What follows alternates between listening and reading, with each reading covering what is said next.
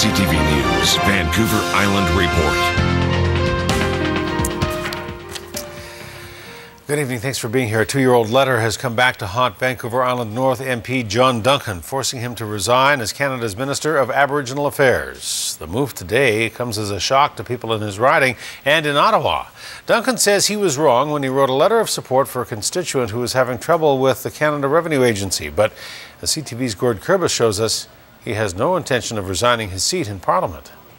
He will still be working in our nation's capital, but no longer as a cabinet minister. MP John Duncan has resigned his cabinet seat over a letter he wrote 2 years ago. He apparently wrote a letter on behalf of a constituent about a tax issue, which as a member of Parliament, he was entitled to write, but apparently as a cabinet minister he was not. In 2011, Duncan wrote to the Tax Court of Canada advocating for a constituent who was dealing with Revenue Canada issues. The letter surfaced during a review of all ministers' correspondence after the Finance Minister ran into problems for improperly lobbying in his riding. Courtenay's mayor says he doesn't think Duncan's actions were inappropriate.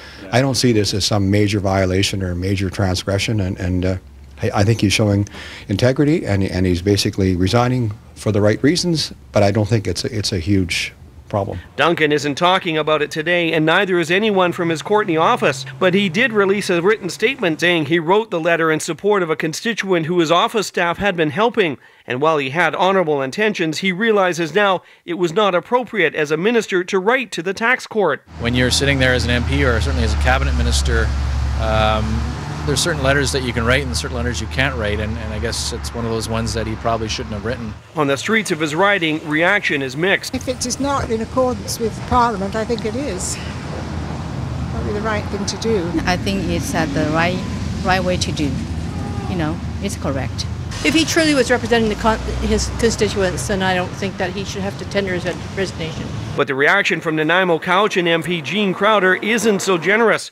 The opposition member of Parliament says Duncan's cabinet resignation is a good start, but he needs to do more. Cabinet ministers are held to a standard that the rest of MPs are not.